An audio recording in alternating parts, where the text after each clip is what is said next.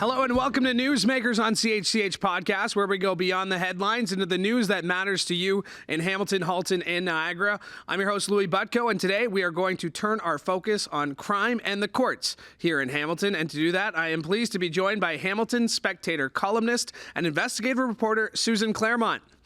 Clairmont first joined the Spec newsroom in 1997 and focuses in crime, court, and social justice. In her time, she has covered some of Hamilton's highest-profile murder cases. She's been named Canada's top columnist by the National Newspaper Awards, has been Columnist of the Year 5 times at the Ontario Newspaper Awards, and won this year's Enterprise Reporting Award for her feature series, Getting Rich, which took a deep dive into the murder trial of Richard Taylor, who was found guilty of 2 counts of first-degree murder of his mother and stepfather. She was also a runner-up for a National Newspaper Award this past year for her feature on the suicide of 12-year-old Grace McSweeney of Brantford after years of bullying. And Susan, obviously you deal with some really heavy subjects in your time covering news. What is it about this past 25 years that the crime beat still is your passion?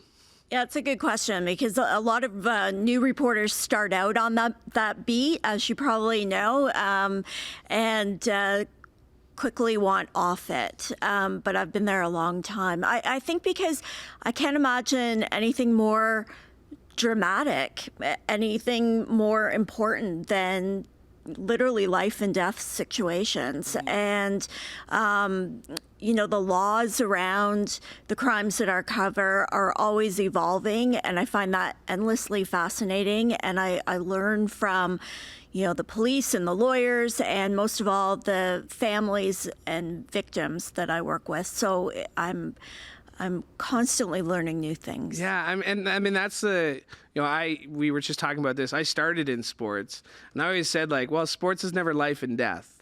Right? Sports is very rarely life and death, I should say. And then news, There is something about news that, as difficult as it is to sit across from the victim of the family of a murder victim and having that conversation and getting to tell their stories. And I noticed you said learning from police, learning from lawyers, but learning from the people you speak to does take a human touch. It is very difficult some days, but what is it about that you have found success in clearly, but that you thrive in?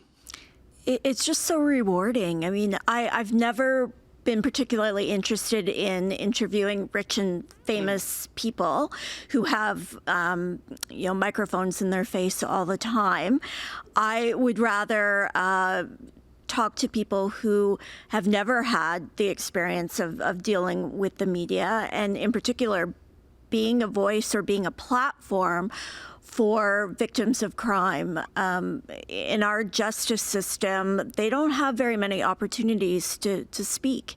In a trial, they sit in the body of the court and rarely have a chance to say anything during a court procedure. So through my stories, I can give them an opportunity to have their say and to speak their mind. And as a columnist, I have the real privilege of being able to advocate when I'm writing. So victims' rights is something that I care deeply about. Yeah, and it shows in your writing, in your column pieces. I want to start with one of your bylines this week. This was sort of along the lines of something you've been very well versed in. It was your Spectator investigation last year called Breach of Trust. Mohammed Hook was also known as the Mir Hook.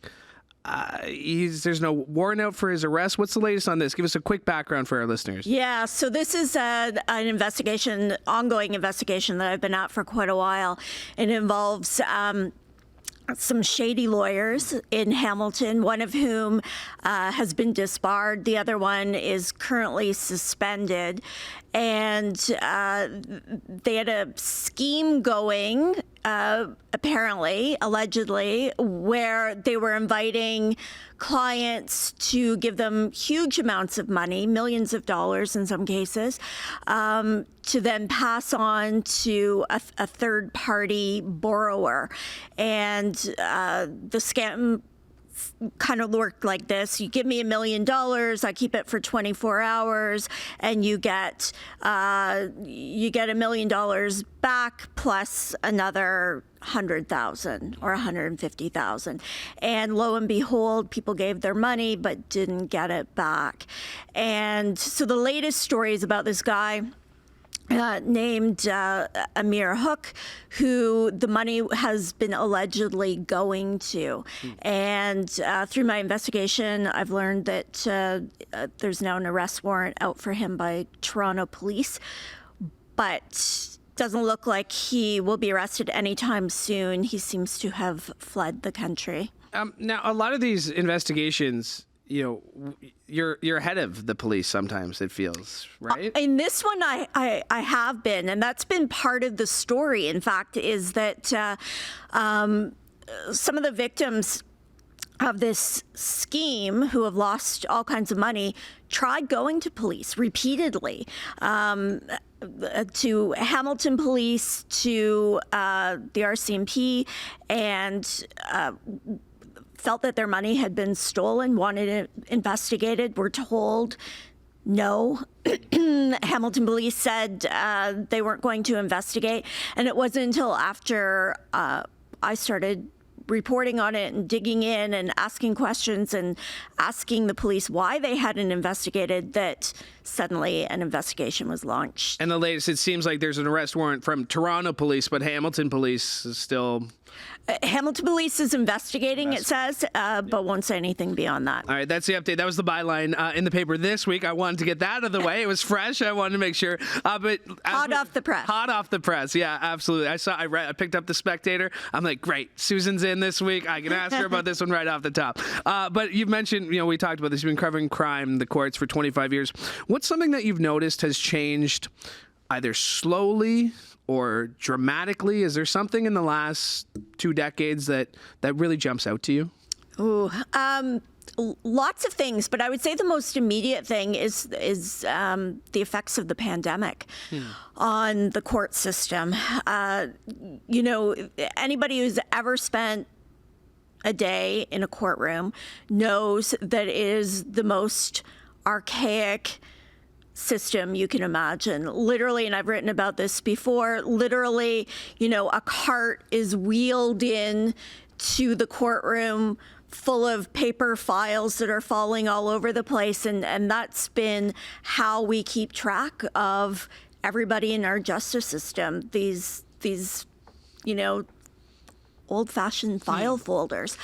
And but when lockdown happened, the justice system had to keep rolling, and miraculously, within weeks, they found a way to digitize things and get up and running on Zoom and get with the times and bring technology into the courtroom. And some of that has stuck and has continued since the pandemic. And I'm grateful for that. Some of it is still in flux. And we now have, I've been in courtrooms recently where judges are debating whether cases should be heard on Zoom or not, or whether we should go back to you just have to walk into the courtroom and be here if you want to partake. So it's been really interesting to see that unfold. Yeah, I got the piece here.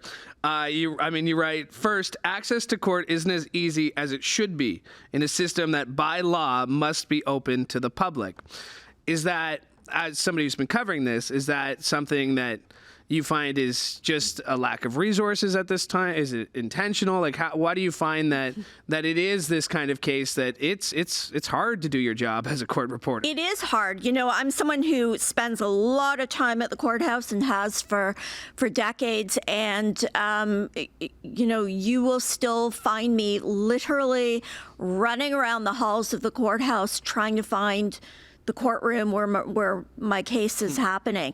Lawyers have to run around looking for their own cases. I mean, it's just crazy. So it's partly that archaic system. It's partly a lack of commitment from some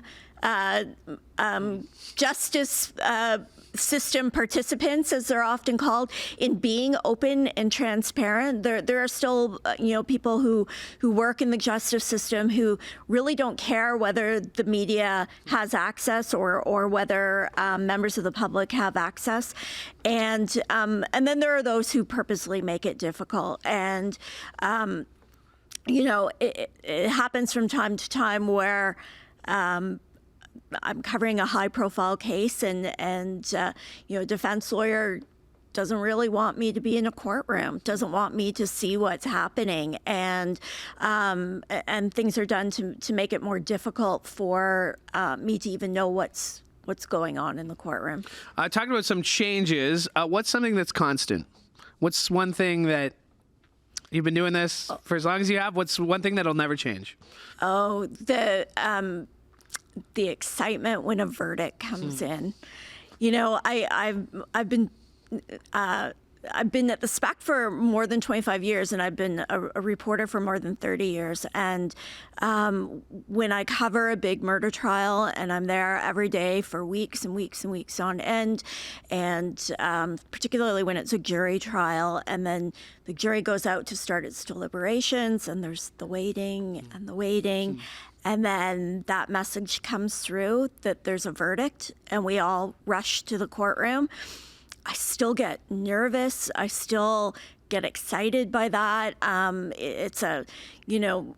Within a 5-minute span, I have about 100 things to do. I've got to try and absorb everything that's going on. I've got to tweet out the verdict. I've got a whole story to write. I've got interviews to do. And I never know. People always want to know, so what's the verdict going to be? And when is the verdict going to come in? I have no clue. I wish time you would save if you knew when the verdict was coming. If I had that magic, talent, that would be amazing. But the verdict is just so huge and so important, and so much rides on it every time. I wanted to get to this question. Wanted to start with it, but I got a little sidetracked, which is what I do here. Is Hamilton a safe city? A lot has changed since I arrived in Hamilton, and I think there are real problems with our downtown core right now. And it's for a lot of very complex reasons. It's about very much about the opioid crisis and mental health issues and homelessness and the intersection of all those things. It makes it a challenge, I think. And I think anybody who disagrees with that isn't being completely honest. But you can also look at other indicators, and the reality is our homicide rates in Hamilton have been pretty steady over decades, averaging about 10 a year. We certainly have some years where that spikes or where it drops, but the average remains fairly consistent. But I think what we're seeing in the downtown core is reflected in every community right now, in every community across Canada, across the U.S.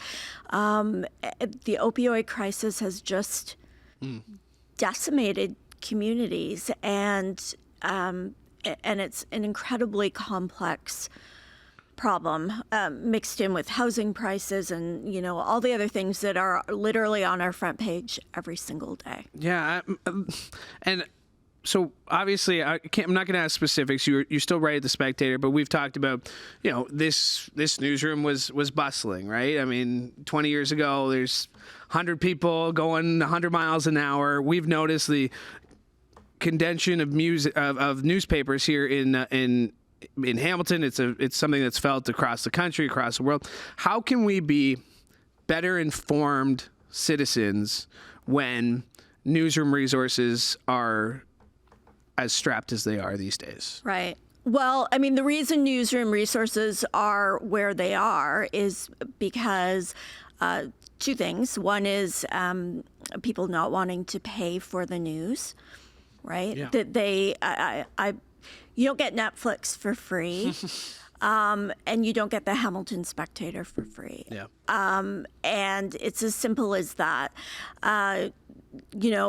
I can't do the kind of work that I do, the investigative reporting that I do, the court coverage I do, the work that all of my colleagues do, unless we are paid for it, and our team and all our resources are paid for. I mean, it's kind of simple.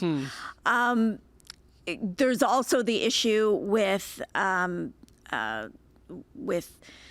Facebook and advertising. Most of the advertising dollars that used to go to places like the Hamilton Spectator and other newspapers across the country, that money is all going to online, to Facebook. And $5 to put a marketplace ad where you can get an instant reply, like classified. I mean, we've had this discussion on the show already. We're not a very old show, but we've talked about the demise of classifieds and what that means for the local paper. We're talking here resources, and it is, as soon as you mention, we have to pay for good journalism, right? That's it. A lot of people. I'm not reading this article. It's behind a paywall. I'm not subscribing. I'm not going to pay 99 cents a week, which is a great deal for, right. I think for new subscribers, just giving a plug there. That's how I get my paper. I admit I don't get a physical paper, but I have a Spectator login. I'm a Niagara guy, so I got my St. Catharines Standard login. What is it about that idea for you as a journalist? And I'm sure people have told you, I'm not reading that. It's behind a paywall. Like, why isn't this free? What's your response to that? Just exactly what I've said. I have to make a living. I don't work for free. And, the investigations that I do, like the one we were talking about with Mr. Hook, months and months and months of my time spent on an investigation like that. It's,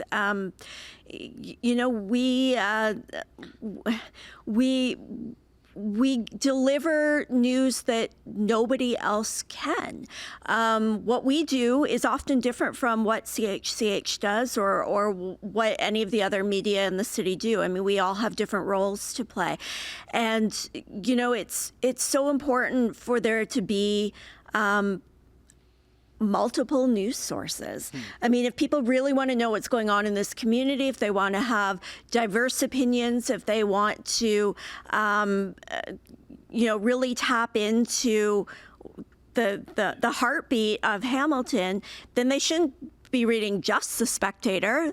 They should be looking at the work that all of us are doing. Does that worry you, though, that there's not enough resources, that people are only getting one opinion that might be a Hamilton release website posting or something like that, or they're only getting whatever's being kind of fed to them for free wherever they get their resources? I mean, does that worry you as a journalist? 100%. I mean, there's been study after study after study done that people tend to navigate or gravitate to news sites or any kind of information site that reinforces opinions that they already have, right? So, I mean, it's a huge problem in politics. It's a huge problem in science reporting.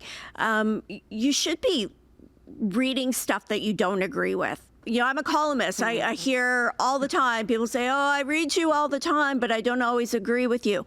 Fabulous, perfect. I want to challenge people. I want to make people think. I want them to see it from a different point of view. And if you are only going to one blog or one website or one newspaper every day, and that's the source of all of your information, then you're you have a narrow focus. And within the Spectator, we have lots of different and dissenting views.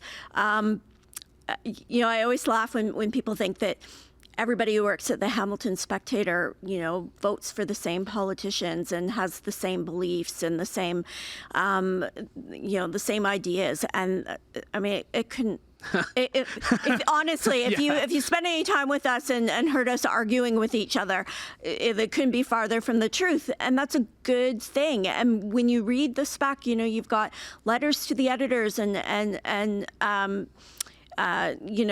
columns from community writers. And so you are getting different perspectives. How do you get young people more interested in the news, more involved, and in turn better informed? Because what scares me as a 31-year-old dude living in the city is how many times I will bring something up to my friends around a bar or something, and they have no idea about what's going on. They're used to news being free. They're used to it just being on their phone or free websites. How do we get young people more involved in the news? I think they need to understand how news is created. Because if you ask, a 25-year-old where they get their news, they're very likely to say TikTok. Yeah. And when you ask where on TikTok, it's like, well, there's my finger goes up and then I see the next one. There's some guy who's talking about this murder trial. Well, I can tell you that guy has never stepped foot inside that courtroom during the murder trial, and I know that because I'm the only person there. And that guy is reading my column on TikTok. Yeah. And if you don't buy the Spectator, and there is no more Spectator, then I won't be in the courtroom to cover that trial. And that guy on TikTok, he won't have anything to read anymore. So it's understanding that the tweets, the TikToks, the Instagram posts, they're starting with people like me who are actually doing the work. We're the ones reading the documents and going out and doing the interviews and going to the crime scene and sitting in the courtroom and going to the city hall meeting, and that becomes the fodder for social media. But you won't have any of it. You won't know anything if you don't have the real journalists doing the real work. And I mean, it is scary. I've been at council where I've looked around and it's me and somebody else just thinking like, well, I was here because I was assigned here today. There just happened to be a story. This was the biggest story we could follow, but the Washington Post line, democracy dies in darkness, right? I mean, it's so true that if they were able to get away, like anybody, if there was a counselor who wanted to be corrupt, you'd go to a city where there's no local newspaper, because that's what news does. It informs citizens of what's happening. And that's why, I think I've asked that question to almost all my guests, is just how do we become more informed citizens in a time like this? Because it's a little scary how uninformed, or more dangerously, misinformed people are these days. Yes to all of that.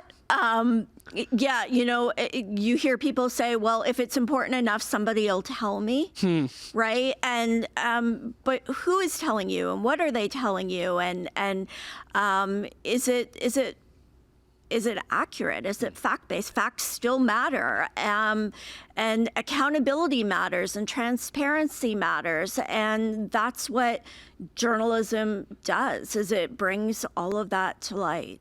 It's the referee, right? It's being able to look at multiple sides to a story. I mean, not every story has two sides, by the way, right? There's some things out there that this is fact, this is not.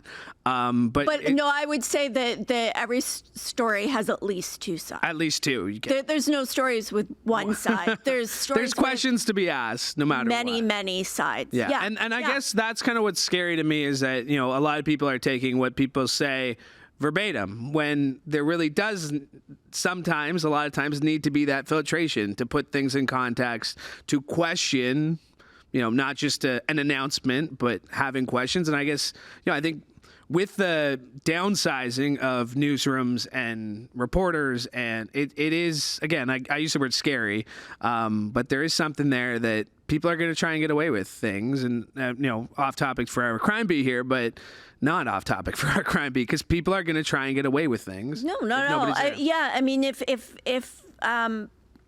nobody is sitting in the courtrooms, and I'll go back to that because that's what I do. If there are no reporters in courtrooms, then how do we know that justice is being done, right? I mean, the saying, the philosophy behind the justice system is that it's not good enough for justice just to be done. It has to be seen to be done. We have to know that it's working. We have to know what's right and what's wrong and what needs to be fixed. And when the system has failed and fallen apart. And the average person doesn't have time to go and sit for 8 hours in a courtroom every day for 6 weeks while murder trial's happening. That's my job, to do that. And to be critical and to be a critical thinker and to bring some expertise to it and some history and some experience, so that we know that the community that we're living in and the society that we're living in is functioning.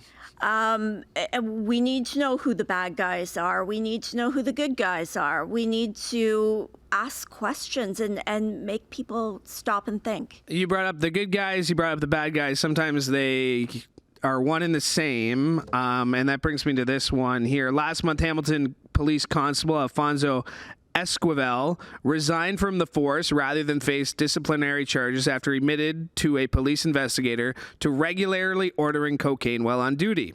And then earlier this month, Constable Michael Lacombe was found guilty of sexually assaulting a fellow officer, a woman he had known since she was 12 years old, and he was a 31-year-old male. He pled guilty. The one thing about this, and this is kind of goes cops behaving badly, to your point.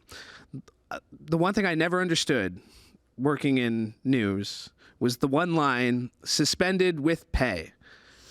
That is a lot of police officers. You're charged with a crime, you are suspended with pay until sentencing? Factually, until conviction, for sure. But until they are fired. Is that something, like, that rubs me the wrong way as somebody who has interactions with police, good end. I've gotten a ticket before too, right? But these are the people we're supposed to trust the most, and this kind of rubs me the wrong way. What was your ticket for? Just speeding, 10 over. Okay. Had to ask. I just renewed my insurance, so thank you for the reminder, Susan. I appreciate that. So, suspended with pay. It does irk a lot of people, and mostly police chiefs.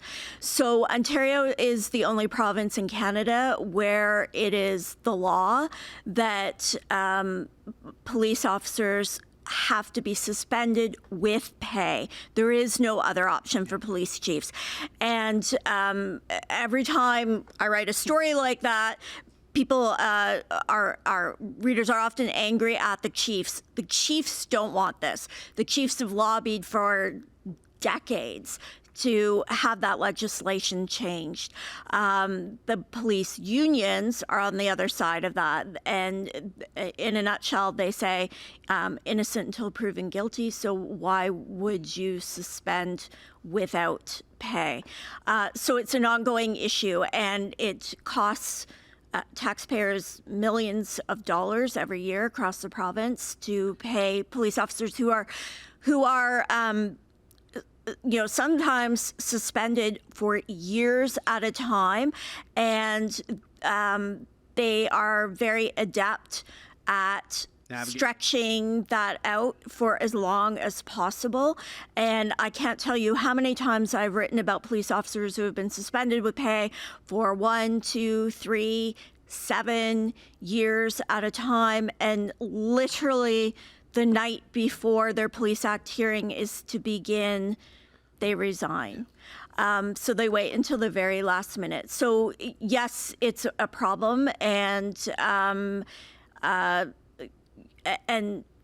costs us lots of money. At the same time, when police services are saying they need more money for frontline officers, among other things, but definitely for frontline officers. So anybody who thinks that chiefs are okay with that haven't really thought it through. They want that money to go to people who are working, who are able to come to work every day and do their job, not the officers who are sitting at home. And I mean, and you put it's the resources into the police tribunal investigations that happen. And then as soon as they quit, it's like, well, he's not a police officer anymore, or she's not a police officer anymore. There's no investigation. That's right. That's the end of the process. That's it. It ends right there. Yeah. Yes. Well, Susan, you and I could probably talk for hours and hours, which means you're going to have to come back on the show. I'd love to. Okay, I got it on tape. We were rolling. Susan Clairmont, thank you so much for doing this. Really appreciate it. Thanks for having me. Susan Clairmont is a columnist and an investigative journalist for the Hamilton Spectator. My thanks to her for joining me today, and my thanks to you as well, because without you, we wouldn't have a show. Make sure to like and subscribe CHCH Podcast wherever you get your favorite podcasts. You can also find the QR code, chch.com/podcast. Once again, my thanks to you for joining me. Oh, there it is on the screen if you're watching it. But again, chch.com/podcast for more. Thanks so much from all of us here at CHCH. I'm Louie Butko. Hoping you have a great day.